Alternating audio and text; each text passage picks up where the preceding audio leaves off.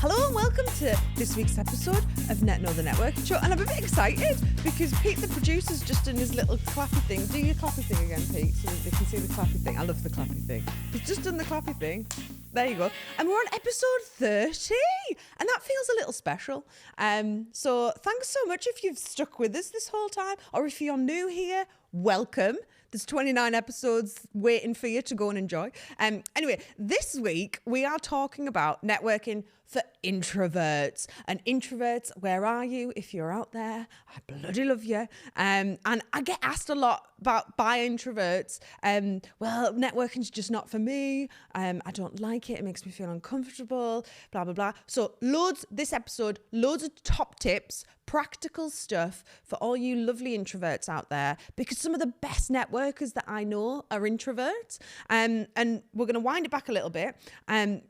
I've talked previously on the episode about neurodiversity, which I'll link up so you can go back and have a look if you've not seen it already, about the difference between introverts and extroverts. And basically it's about where we get our energy from, and our preferred method of communication. So on the scale of introvert, extrovert, we're all a bit of a mixture. We're all ambiverts, but we all tend to sway more one way than another. And when it comes to our energy, introverts, y'all get your energy from being on your own. So lockdown was probably a happy time for you. Obviously, it was an awful time, but in that you got to spend a lot of time in isolation on your own. That's where you get your energy. That's often your happy place. Whereas extroverts get their energy from being around a lot of people. And when it comes to communication, extroverts tend to think as they speak. So we start talking and we'll just see where it goes, really, what happens. Whereas introverts will think before they speak. So it means that they can often come across a bit more quiet. And it's not that y'all haven't got a lot to say. You have. But you think about it before you communicate it, as opposed to the extroverts. So this is why in networking environments, especially when we've got a lot of people, the extroverts have got their energy from being there because they're around a lot of people, but also they tend to be a bit louder and they're sharing more information and knowledge and chatting, and because they're just chatting and talking without really thinking about what they're going to say. And then in itself, the introverts on the other side, being around all those people, that's really energy draining for you. So you're tired and you're thinking before you speak. So again, it can be easy to fade into the background a little bit. So loads of top tips for introverts and how you can find your place in the world of networking and share all your knowledge and thoughts with the world, because we want to hear it. So first and foremost, looking at the structure of the event is going to be a really good indication on whether or not you are going to find it really energy draining. So if it is that just come along, mix, mingle, room full of people, noisy, overwhelming environment, that might not be the best place for you. So looking for events that facilitate more one-to-one conversations. So things like speed networking, they are perfect for you. Great way to go along to a speed networking event. You get to meet a lot of people, which is wonderful, but you also get your chance to speak. You have got that time allocated where no one is going to talk over you. That is your chance to share who you are, what you do. And you also get to have more that one-to-one can be a lot less energy draining for you. So looking for kind of speed networking events, and they can be in person, or think about online if online works for you. Again, a lot of introverts I know really love online networking. Some of them not so much, but it's total personal preference. So have a little look about online and in person. I would always recommend doing a mixture rather than purely just online, if you can, because it's just going to help you build more deep, meaningful connections, having that in-person interaction with people. So doing some research into the structure of the event, but then also doing some preparation for yourself. So if someone just come to you and say, right, tell me what you do. What do you do? And then sometimes we can go, oh, and we need to go inside ourselves and think, right, I need to think before I speak.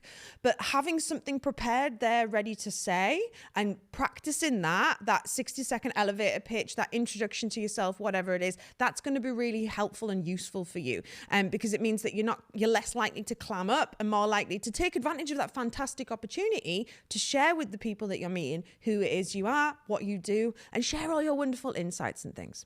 So looking for those structure that allow for one-to-one opportunities for you to have that connection with new people.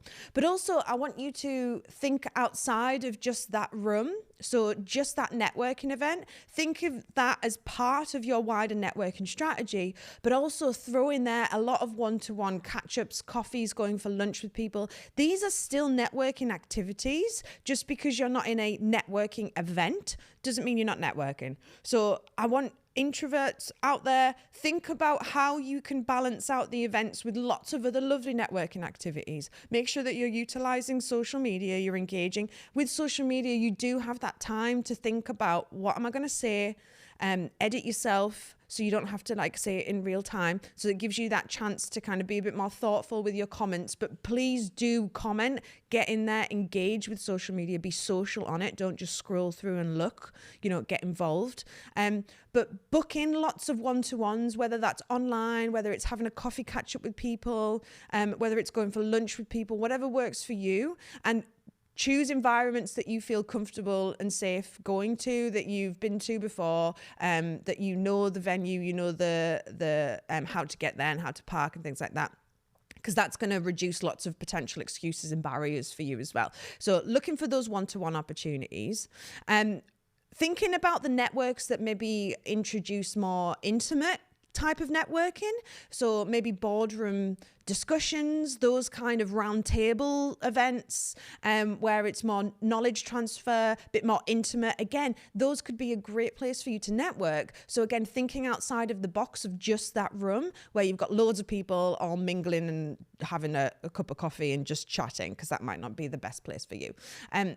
Another thing is to plan your diary accordingly. So, because networking events, if you are going to those events where it's loads of people chatting, fantastic, amazing. But I want you to plan your diary around that event. So make sure that you don't have any meetings or appointments in right before the event or straight after either, because straight after, you are going to be exhausted. I'm not going to lie, you're going to be pretty tired and you're going to want to recharge those batteries. You need, in order to do that, need some quiet time just for yourself. So plan your diary accordingly. That's also going to allow you and give you the time and space to do any follow-up actions that you've promised that you thought you were going to do, which was last week's episode. So pop back and have a look at that if you haven't already. But yeah, planning your diary accordingly is a great way to make sure that you're just looking after your own energy levels. Make sure you eat properly, get some good healthy scran in you. And yeah, just being a bit more sensible with your time. Don't book in a meeting just before, then go to a networking event and then have a meeting straight after, because you're going to be shattered and you're not going to shine, okay? You're not going to shine when you're shattered. And yeah, just play around with what works for you. Try different structures of events. Think about the time of days that potentially work for you. I'm full of beans in the morning, but by the evening I'm a bit shattered, so I'm not at my best. Figuring out what works best for you, not just in terms of structure and personality type, but also just logistics and day-to-day, what's the best thing.